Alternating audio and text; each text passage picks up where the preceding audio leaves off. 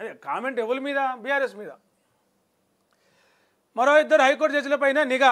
Phone అక్రమ tapping ముఠా వ్యవహారాలు తవ్విన కొద్దీ బయటపడుతున్నాయి.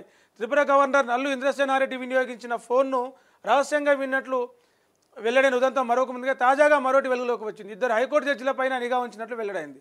వీరిలో మహిళా జడ్జి ఉన్నట్లు తేలింది. వీరిద్దరికి సంబంధించిన సమగ్ర వివరాలతో ప్రొఫైల్ రూపొందించినట్లు దర్యాప్తు అధికారులు తాజాగా గుర్తించారు. తెలంగాణ స్పెషల్ ఇంటెలిజెన్స్ బ్రాంచ్ మాజీ ఓఎస్డీ ప్రభాకర్ రావు నేతృత్వంలోని ముఠా ఈ చర్యలకు పాల్పడిన సంగతి తెలిసిందే.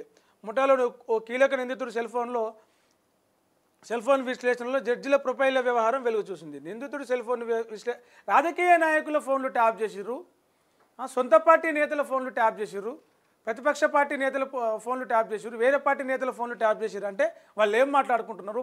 ప్రభుత్వం మీద కావచ్చు, పార్టీ మీద కావచ్చు, ఏం ఇది చేయబోతా ఉన్నారు, ఏమో కుట్ర చేయబోతా ఉన్నారు, ఎలాంటి కార్యక్రమాలు తీసుకోబోతా ఉన్నారు, ఎట్లా బదనం చేయబోతున్నారు అనే విషయాలు తెలుసుకోవడానికి ట్యాపింగ్ చేసిరంటే సరే, ఒక ఎత్తుగడనో ఒక ప్లానో ఒక ఇది అసలు ఫోన్ ట్యాపింగ్ చేయడమే నేరం, అక్రమం, అది తప్పు.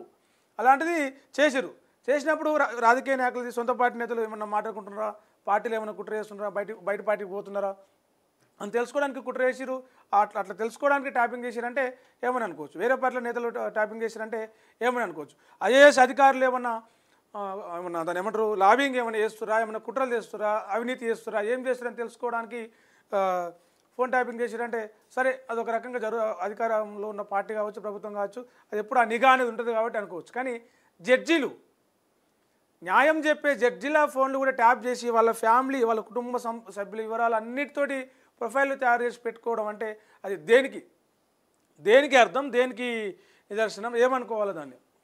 సినిమా వాళ్ళు చేస్తారు, పొలిటికల్ నాయకులే చేస్తారు, అధికారులే చేస్తారు, జడ్జిలే చేస్తారు. ఈ ఫోన్ ట్యాపింగ్ అంటే తప్పు అంటే ఇంతమంది ట్యాపింగ్లు చేసి అంటే దీన్ని బ్లాక్మెయిలింగ్ చేసిరా, మీకు అనుకూలంగా దాన్ని ఏమంటారు తీర్పులు వచ్చేలాగా జడ్జిలను ఏమన్నా బ్లాక్మెయిల్ చేద్దామని బెదిరిద్దామని చెప్పేసి వాళ్ళ ఫ్యామిలీ ప్రొఫైల్ అంతా తీసుకున్నారా, ఏం చేసిరు, ఎందుకు ఈ ఫోన్లు ట్యాపింగ్ చేసిరు అనేది ఈ విచారణ మొత్తం కొనసాగుతుంది.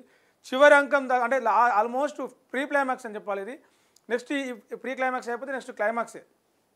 ఒక్కొక్కరు బయటపడుతుంది కదా. అయిపోయాక ఆ అమెరికా దేశంలో ఉన్న వాళ్ళని కూడా పిలిపించి అలా అయిపోయిన తర్వాత ఇప్పుడు హరీష్ రావు, కేటీఆర్, కేసీఆర్లను కూడా విచారించే అవకాశం ఉంది. వాళ్ళని విచారిస్తే అసలు ఫోన్ ట్యాపింగ్ ఎందుకు చేసిరు, ఎవరు చేసిరు, అందులో ఏమేమి తేలినాయి, ఫోన్ ట్యాపింగ్ చేసి ఏం చేద్దాం అనుకురు, ఇలాంటి విషయాలన్నీ బయటపడే ఛాన్స్ ఉంది.